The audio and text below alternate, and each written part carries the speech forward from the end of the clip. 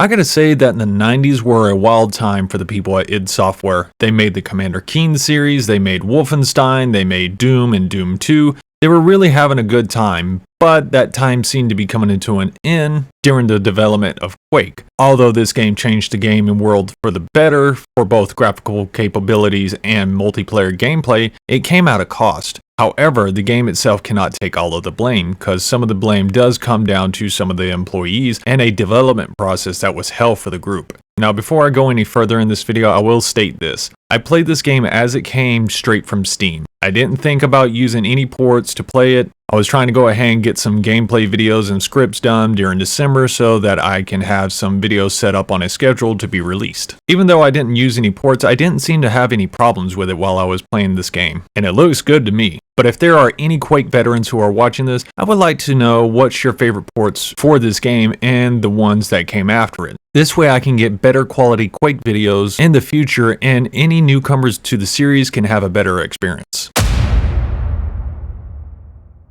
Now, Quake was a game I've always heard about, but never checked out to see how it was, mostly because I had shoddy internet and because I spent my time playing Age of Empires 2. Also spent my time doing at-home science experiments like mixing super glue with hair gel for a longer lasting hold for my hair. It worked better than expected, but the barber charged extra for haircuts cause my hairs kept ruining his trimmers. Now, Quake was actually mentioned as far back as the Commander Keen trilogy. The Commander Keen games were released back in 1990, and Quake was actually a character in one of John Carmack's D&D games. Quake was a character who was incredibly powerful and had the ability to travel through time. So in the early development of Quake, it was supposed to be an RPG game. However, despite all the effort put into the early development of the game design, level design, and story elements, things had to be constantly changed and cut due to the new game engine being developed at the time. The new game engine would go on to be called the Quake engine, but really it's the id Tech 2 engine. Now, the Quake engine did a lot for gaming once it was created. If you look at the family tree of the Quake engine, you will see that it has been used in a lot of groundbreaking games. I was actually surprised to see that Half-Life was actually run on a heavily modified version of the Quake engine. And yes, I do plan on doing a video on Half-Life, but I want to wait till I am better at script writing and video editing. Because let's face it, that game deserves a good video.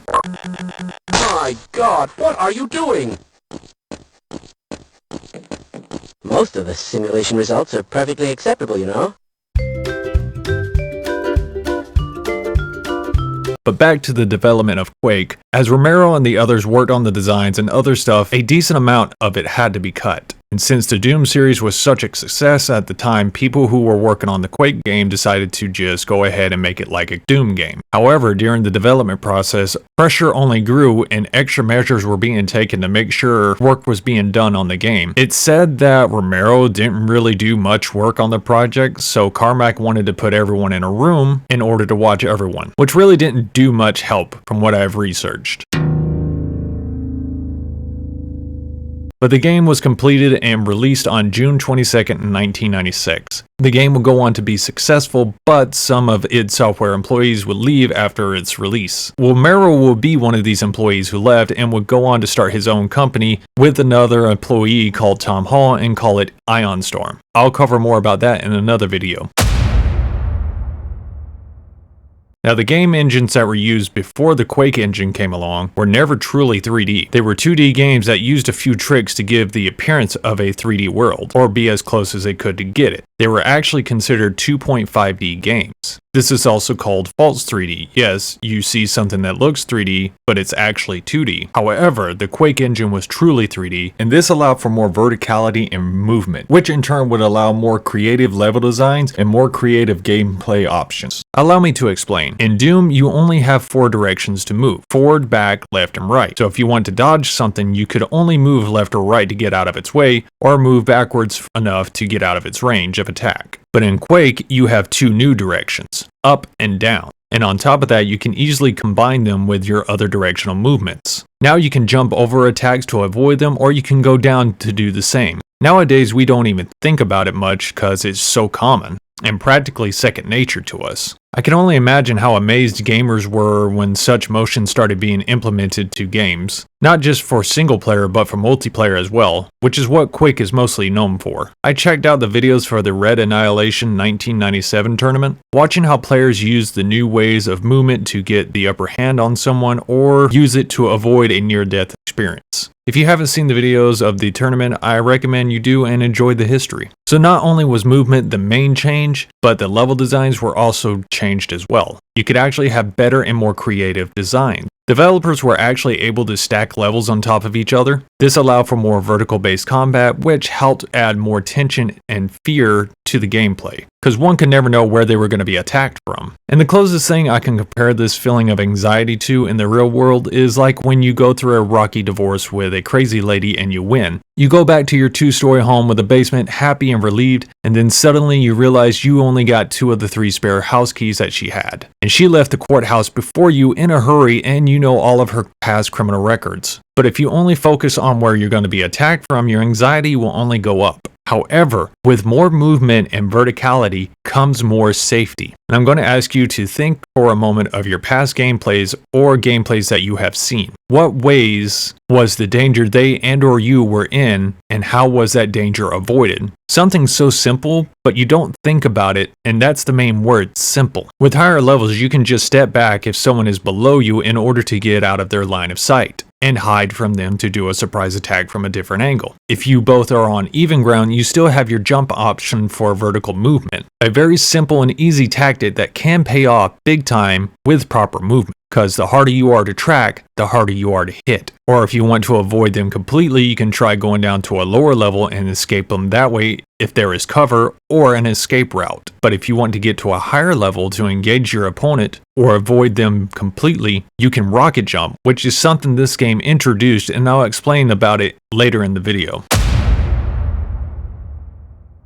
Now, the world of Quake is not what I was expecting it to be. When I started playing it, I mostly assumed Quake 1 was just like the other Quake games set in a high-tech area with a sci-fi feel to it. But no, it has a dark gothic feel to it with very little bits of sci-fi here and there. You'll start off with levels that introduce you to the grunts, enforcers, and Rottweilers. They are the easiest of the enemies, but will try to take you down by using tactics like outnumbering you, hiding behind corners, or using higher levels to flank you. Or use the Rottweilers to melee you, as the grunts or enforcers attack you from afar. You'll mostly see them in these sci-fi looking areas. After these areas, you are then transported to the following levels that really bring in the gothic atmosphere. You'll be going through tunnels and castles that are filled with monsters that have an otherworldly vibe about them. You get the ogres who use chainsaws as their melee weapons, and you can time this just right so that way you can get an opening on them, but I fucked it up most of the time. Then their range attack is the grenade launcher. One ogre isn't really any trouble unless they are in an enclosed area, but a room full of them will have the entire room filled with grenades. After the ogres, you are introduced to the Fiend, which is like the Rottweilers, but more tanky, more ferocious, and have better airtime. They have spikes for hands and spikes for eyes, and they love to hug you. I have no idea how they see you though. They can close the distance fast, so strafing is key to keeping the upper hand on them. Or if you get lucky, you can get them to glitch out.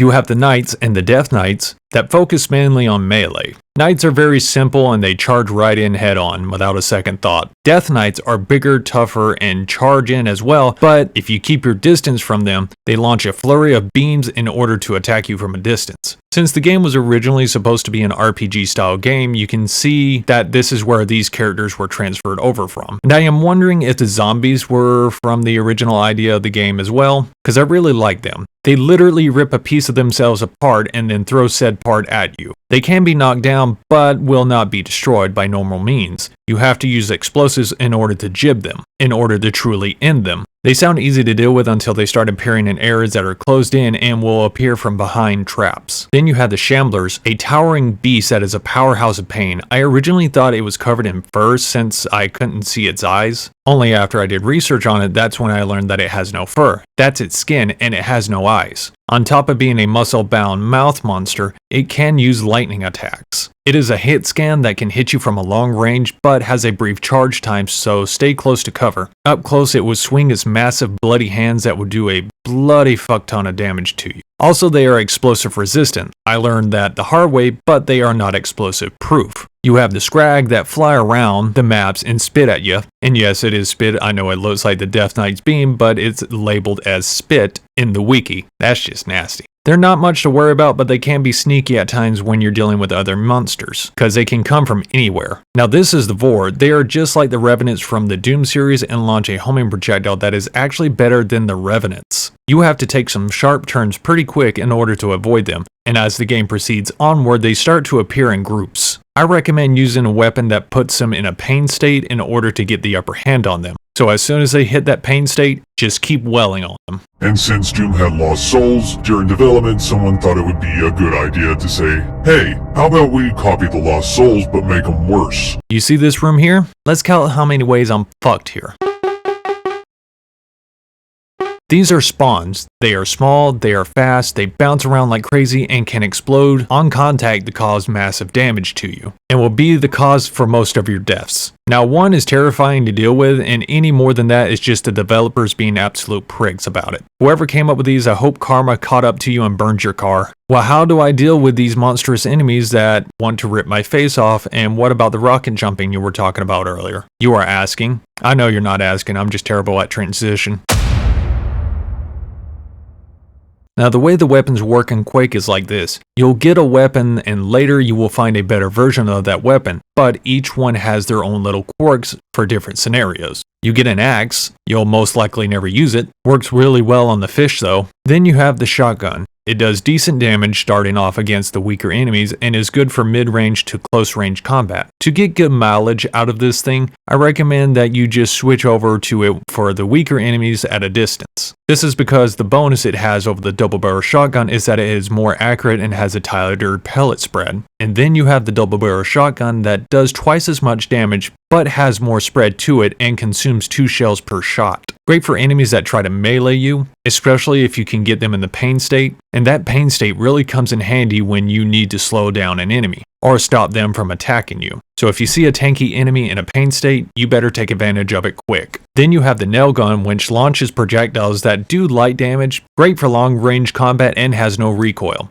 I'm actually confused what is considered a nail in the Quake universe, cause these are some big nails. You could call it a spike gun, but then you wouldn't be able to use the band reference on the nail boxes. And then you have the super nail gun, which does double the damage because it shoots 2 per shot, just like the double barrel, except this functions like a machine gun. I prefer to use this on the more tanky enemies cause it is what it's good for. It can get them into a pain state faster and can keep them in the pain state in rapid successions. You get the grenade launcher that fires grenades, believe it or not. It fires in an arch and the nades bounce around when they hit a surface. This is great for spots where you know the enemy is going to be around a corner but you don't want to expose yourself. Now the ogres carry explosives on them and you can attain them after killing them. You only get 2 per backpack, so don't get excited. Then the upgrade to the grenade launcher is the rocket launcher. Fires in a straight path and is far more accurate than the grenade launcher. The launchers do the same amount of damage, but this one is better for getting direct hits, which do more damage, while the grenade launcher is great to use for splash damage. One bonus of the rocket launcher is that you can rocket jump with it, and this is a major tactic that changed gaming for both single player and gameplay. For those who have never heard of rocket jumping before, let me explain what it is. Rocket jumping is when you purposely blast the rockets at your feet in order to get more mobility and height. Watch a pro rocket jumper and you will see just how scary they can be. I'm not a pro rocket jumper, so you'll mostly see clips like this.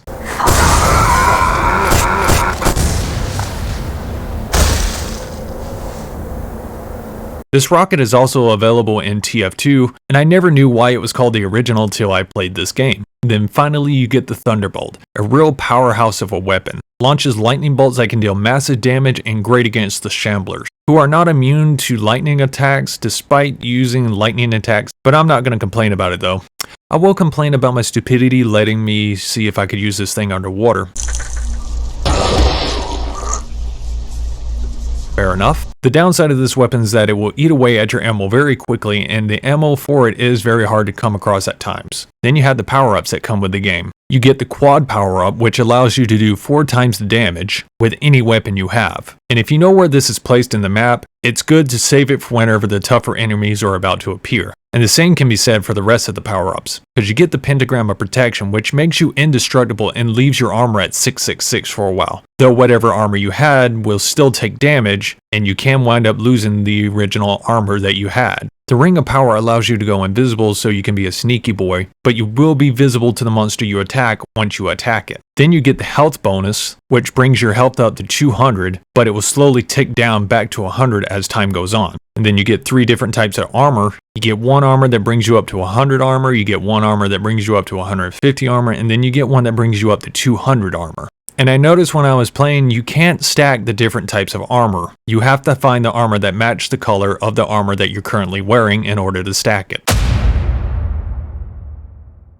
Now, the story of Quake has greatly changed from what it was originally supposed to be. Quake was the name of the original protagonist. In the story, he was a powerful character who could travel through time and space with his magical hammer. However, since the game was taking longer to develop, a problem that kept occurring because of the constant changes due to the Quake engine being developed at the same time, they changed the style to be more like Doom, and the story was changed along with the style. Quake is now the code name for the enemies that are traveling through the portals from another dimension. You play as an unnamed protagonist who I feel is just a Doom guy if I'm being honest. They could have just slapped the title Doom 3 on this and called it a day. They could have just said that this was just another part of hell he was in, or that a cult was starting to do crazy experiments with the demons and powers, and this was the result of that change in the enemies and the art style. Not to mention the change in the music. If you've never played Quake, I highly recommend that you play it with the music on. And don't use any ports that don't allow the music to play, because the music is done by the band 9 Inch Nails and Trent Reznor, and is fitting for the art style.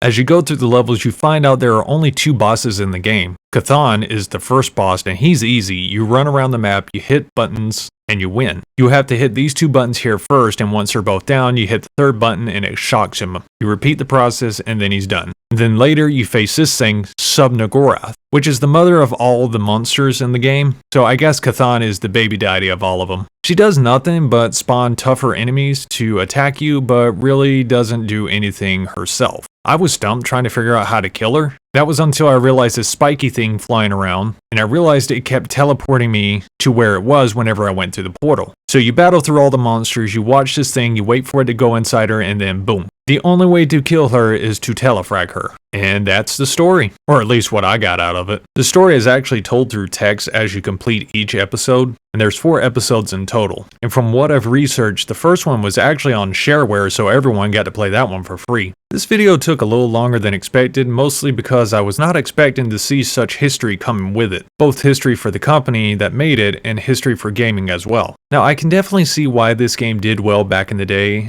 and I greatly appreciate how it changed the world for the gaming, both in terms of graphics and gameplay, not to mention the standards that it set for multiplayer gameplay. If you are looking for an old style game for single player fun or multiplayer fun, then give this one a try. I recommend you look around for ports to see which one gives you a better experience with the game. And I'm sure someone in the comments down below has mentioned a good port to try. And like I said at the beginning of the video, I went straight from the Steam download. And the only changes I made were mostly getting rid of the crosshair, stopping the bobbing of the weapon whenever he's moving around, and changed up the style of the text. Now, this game is not perfect, but I only had a few problems with the game. One being the bosses being too few and being too boring to deal with. And I noticed that the AI of the enemies is pretty off. And what I mean by that is, if you're on the other side of a wall, they don't go around the wall to get to you, they will try to go through the wall. So you'll see animations where they're just constantly walking into a wall. But once you come around that corner, they're going to come to that corner to get you. But then if you're quick enough, you can just head back further down the wall and they'll start walking into the wall again. Not game breaking, just a little annoying, but it does make for some funny moments, especially whenever you're able to avoid the enemy hitboxes. And that's all I have to say about this game. I hope you have a good day.